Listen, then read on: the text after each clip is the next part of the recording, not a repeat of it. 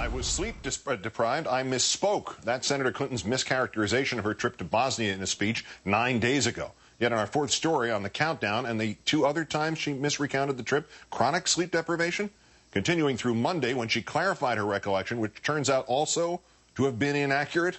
And if she was, is she really the best candidate to be picking up the phone at 3 a.m. in the White House? In her book, Living History, Senator Clinton clearly described her visit to Tuzla Air Force Base in 1996, saying that while she managed to meet with local children on the tarmac because of reports of snipers in the hills, the welcoming ceremony was cut short. Yet in December of last year, her account had already changed to something close to what we heard on St. Patrick's Day. We landed in one of those corkscrew landings and ran out because they said there might be sniper fire. I don't remember anybody offering me tea on the tarmac when that was happening, but... No offer of tea, just an offer of a kiss and a poem from the 8-year-old girl who greeted her. At the end of February, the senator misspoke again. I remember particularly a trip to Bosnia where the welcoming ceremony had to be moved inside because of sniper fire. She then repeated the anecdote again in the only misspeaking the campaign has officially acknowledged, the one on St. Patrick's Day. I remember landing under sniper fire. There was supposed to be some kind of a greeting ceremony at the airport, but instead we just ran with our heads down to get into the vehicles to get to our base. Even after footage emerged showing that none of that was true, no sniper fire, no running to cars, Senator Clinton still appears to be a little fuzzy on the facts. Here's how she clarified her account of the trip to Will Bunch of the Philadelphia Daily News.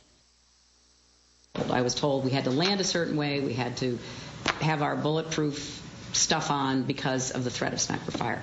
I was also told that the greeting ceremony had been moved away from the tarmac, but that there was this 8-year-old girl, and I said, well, I can't rush by her. I've got to at least greet her. So I greeted her, I took her stuff, and I left. Now that's my memory of it.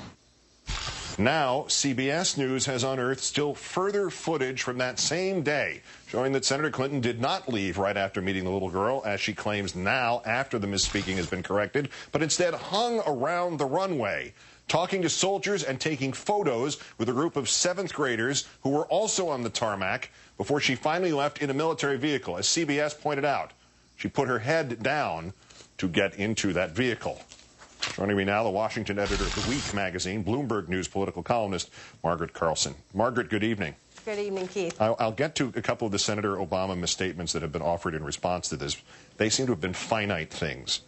This keeps growing. I mean, it grows backwards in time, it grows forwards in time. Does she now have to deal with not the Bosnia part of it, but the sleep deprivation excuse for the Bosnia part of it? Well, you raise a good point there, because she's the one who's awake at 3 a.m. and able to handle a crisis. So the very reason that she's been exaggerating what actually are, legitimate, successful First Lady trips into something more is to justify saying that she, and by the way, Senator McCain, are ready to be Commander-in-Chief, but by the way, Senator Obama's not ready.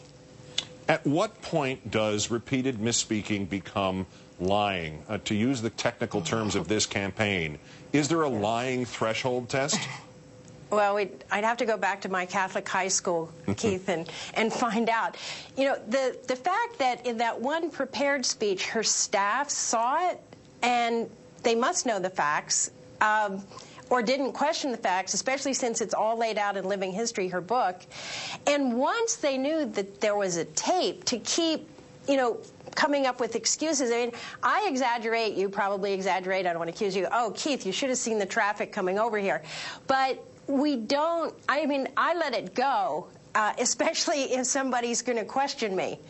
And Senator Clinton doesn't let go. Now, some people may think that shows what a fighter she is, and some people may think all of this exaggeration, they don't see it as exaggeration. They say, oh, she is ready to be Commander-in-Chief, but I think more people are going to wonder whether she's ready to tell the truth.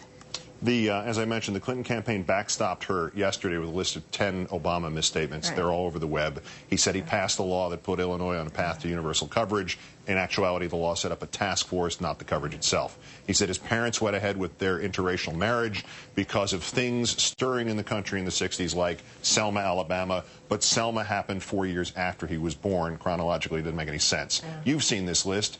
Does the stuff measure up to the December Bosnia memory, or the February Bosnia memory, or the March Bosnia memory, the March Bosnia sleep deprivation excuse? Are we talking about degrees here? I wouldn't equate them.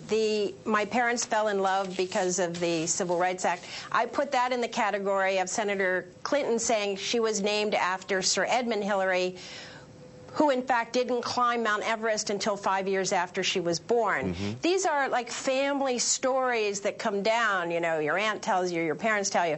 But the Bosnia story is not in that category at all. It is separate and apart, and it looks as if the embellishments, the only thing you could say is that she embellished the story as time went on, and maybe she came to believe them. But she's so intent now because of having to distinguish herself not just from Obama, but in some ways from Senator McCain, who truly does seem much more qualified to be commander-in-chief, that having been first lady and having traveled a lot and having played, it's no longer enough.